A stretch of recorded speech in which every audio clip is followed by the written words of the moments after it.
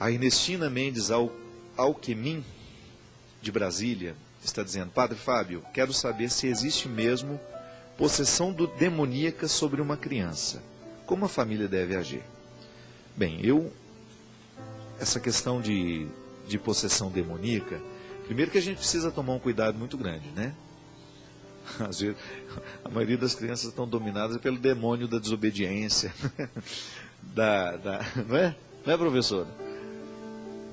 Esse demônio é perigoso. Quando você vê que a criança está ficando absolutamente egoísta, ela não é capaz de se dividir, mas a gente sabe que isso faz parte da vida e a gente tem que correr atrás para que isso não aconteça dentro da nossa casa. Volto ao assunto. A possessão demoníaca é toda vez que nós identificamos que aquela pessoa ela tem tanta brecha espiritual para o mal, que o mal acaba tomando a regência de sua história, de sua vida, seu corpo, no caso, né? Ela fica possessa. Eu nunca vi um caso assim. Já vi histórias de pessoas assombradas pelo mal ou visitadas pelas forças do maligno, mas graças a Deus nunca tive o contato com alguém vivendo uma possessão. Padre Giovanni do Rio de Janeiro, que é um grande amigo meu, embora eu tenha pouco contato com ele, eu o considero um grande amigo, porque eu sei que é um homem que me ama, que me respeita, que tem um carinho muito grande pelo meu ministério, então eu considero isso um amigo. Ele trabalha com esse tipo de acompanhamento e já ouvi dando testemunhos de situações assim mesmo, onde você percebe, onde ele identifica pelo próprio ministério dele, de ser um padre exorcista, de ter pessoas que estão realmente, como se fossem totalmente tomadas pelo mal. A maldade já está tão entranhada que ali você identifica como um caso de possessão demoníaca. Não é meu caso, não é minha especialidade. O que eu sei, minha gente, é que nós precisamos expulsar diariamente o diabo da nossa vida, da nossa história. Como é que o diabo entra na nossa vida? Ele entra através do nosso pensamento, né?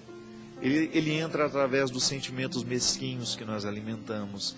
Ele entra através de injustiças que cometemos. De tudo aquilo que é rasteiro, porque o diabo gosta do que é rasteiro. E nós nascemos para o alto, né? Nós nascemos para as coisas nobres. Existem músicas diabolizadas? Sim. Outro dia eu estava vendo uma reportagem na televisão mostrando a violência nos bailes onde prevalece, enfim, aquela promiscuidade que a gente sabe que está muito atrelada a um estilo musical, a uma letra que agride a dignidade humana. Isso toca no rádio, isso toca na televisão.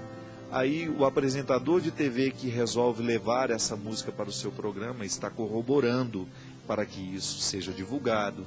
O locutor que toca essa música, o diretor de programação da rádio tal, que inclui essa música, que tem uma carga muito grande de maldade, enfim, de palavras que agridem a dignidade humana, estão contribuindo para o crescimento dessa situação que vai gerar violência, que vai gerar o crime, né? Quantas vezes eu já atendi situações assim, em que você tinha uma tragédia que estava ligada a pequenas permissões. A grande tragédia aconteceu porque pequenos descuidos foram tomados. Igual eu, por exemplo, eu escuto muito pouco rádio. E quando escuto, eu seleciono demais a rádio que eu vou ouvir, porque eu considero que meu ouvido não é um pinico para eu ficar ouvindo qualquer coisa. Eu não vou permitir que uma música ruim tome conta da minha casa. Quem mora lá, quem convive comigo sabe que até mesmo esses filmes muito violentos, esses noticiários que exploram o tempo todo a violência, que mostram o corpo sangrando, a família chorando em cima do defunto que está sendo... Pelo amor de Deus, na minha casa, eu não assisto isso e proíbo terminantemente que se assista no momento que nós estamos almoçando, que nós estamos comendo, qualquer coisa que venha perturbar a minha paz. Isso não é viver alienado. Eu coloco um filtro. Porque isso é muito diabólico. Se às 7 da manhã eu já estou vendo um noticiário que se torcer sai sangue, eu corro o risco de condicionar o meu coração àquela violência e àquele lixo que está sendo julgado, vem morar dentro de mim. Aí de repente eu estou triste, não sei porquê, eu estou desanimado, não sei porquê, fruto de tudo aquilo que eu permito. Então a gente tem que tomar muito cuidado com a música que a gente escuta, com a notícia que a gente resolve trazer para dentro de nós, com a programação televisiva que nós vamos permitir que seja passada na nossa casa, porque tudo isso tem células diabólicas, é igual câncer. Dizem os especialistas que todos os dias nós produzimos células cancerígenas. Você sabia disso? É ruim de ouvir, mas é verdade. Todos os dias o nosso organismo produz células cancerígenas. Mas os próprios soldadinhos da imunidade, o que eles fazem? Jogam fora, matam essas células e não permitem que elas se desenvolvam. Aí que está a grande questão. Se você está passando por um processo de baixa imunidade, por que câncer está muito associado a processo depressivo? Às vezes uma tristeza muito profunda, uma desilusão muito profunda, que arrasou aquela pessoa. Baixa a imunidade, tristeza baixa a imunidade da gente. Notícia ruim baixa a imunidade da gente. Música ruim baixa a imunidade da gente. Os maus, né? Os maus não, os males, os maus também, mas os males do mundo baixam a nossa imunidade. Então, quando o organismo está com baixa imunidade, aquelas células não conseguem, as células boas não matam as cancerígenas, o que acontece? Cresce o tumor. E esse tumor vai julgando notícia para o corpo, que chama-se metástase. Ele vai julgando células cancerígenas pelo corpo. Sabe, minha gente, eu não posso estar sendo dramático, mas eu acredito que a mesma coisa acontece no campo espiritual. Vamos dizer que células cancerígenas são células diabólicas, que nos vêm através de uma palavra, que nos vêm através de uma música, de um comportamento, que a gente vai assimilando. E porque temos baixa imunidade espiritual, né? Porque isso, infelizmente, na vida moderna, nós não temos muito tempo para oração, nós não temos tempo para reflexão, nós não temos tempo para o silêncio, a nossa vida é corrida demais, Deus vai sendo expulso aos poucos da nossa vida. O que vai acontecendo? Nós vamos tendo baixa imunidade espiritual, o diabo vai crescendo dentro de nós. E de repente a gente é capaz de atos tão diabólicos, nós somos capazes de assassinar o nosso irmão, porque ele está servindo como um empecilho para a gente alcançar o que a gente quer. A inveja, nós pregamos isso aqui domingo, como a inveja é um sentimento diabólico, porque às vezes por causa da inveja e do ciúme que a gente sente do outro, a gente é capaz de criar uma máscara diabólica para o outro, mas ela está em nós, só que nos falta honestidade para reconhecer. Então, se eu permito que pequenas células diabólicas tomem conta do meu coração e eu estou em baixa imunidade espiritual, porque está faltando Deus na minha vida, ou está faltando aquilo que me ressuscita, né? Aí eu vou ficando diabolizado. A possessão é isso. Ainda que a gente não urre, como naqueles filmes que a gente vê, ou vomite aquele abacate na cara dos outros, né? Mas às vezes a gente vomita coisa pior, né? Vomita palavras horrorosas, né? Vomita ofensas. Julgamos sobre o outro aquele caldo verde de ofensas, né? Deus me livre. Então a gente tem que tomar cuidado assim. Agora, nos casos extremos de possessão, chama o padre Giovanni lá no Rio, viu? Porque eu não sei cuidar disso. Agora, eu faço de tudo e prego o tempo todo. O diabo não mora em corações sinceros.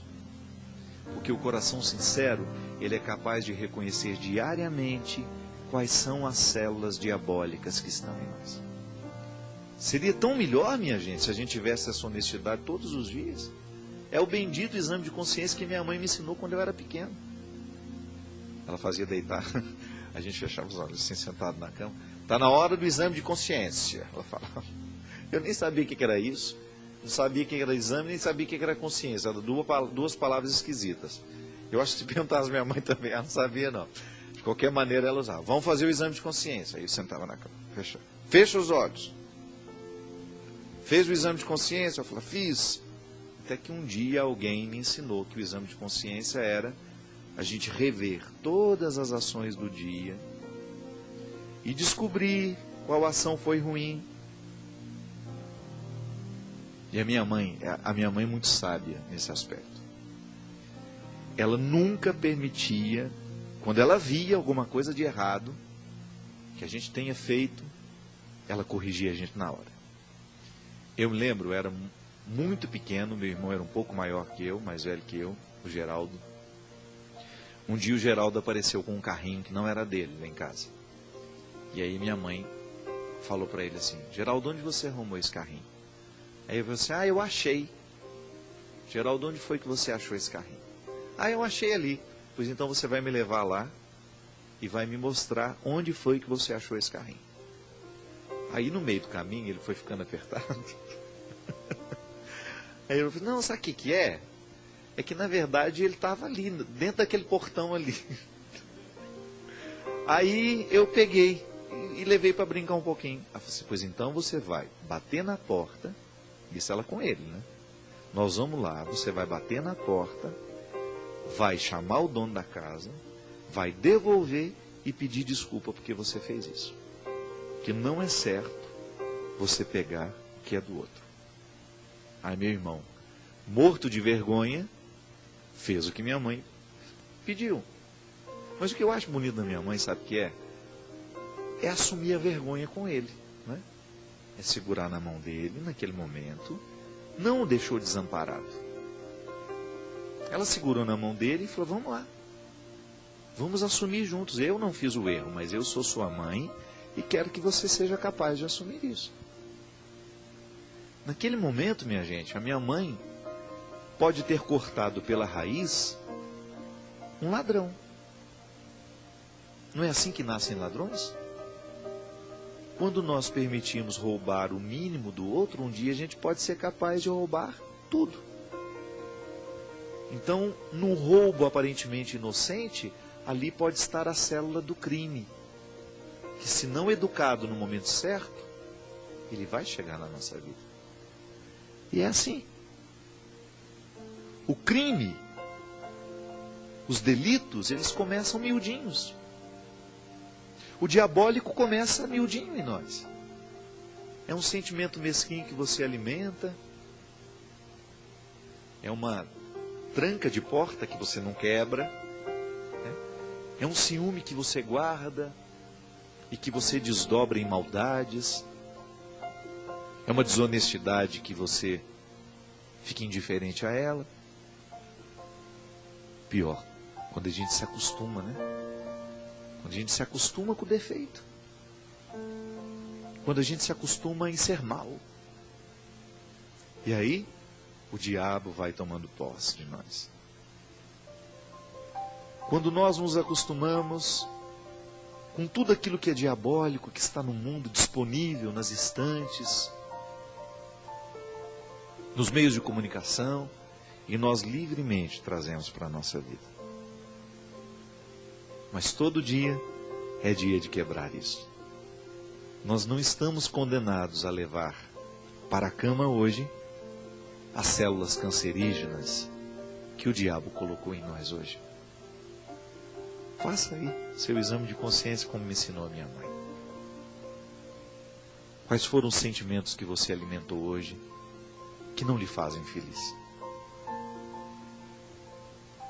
Quais foram os sentimentos que hoje você trouxe para o seu coração que você sabe que ao invés de lhe trazer vida, eles lhe matam? E joga fora isso. Da mesma forma como nós enchemos o pulmão com um novo ar e expulsamos o que já foi usado e que está cheio de impurezas. A vida é assim. Criar essa imunidade espiritual que nos vem pelos encontros pessoais que fazemos com o Senhor.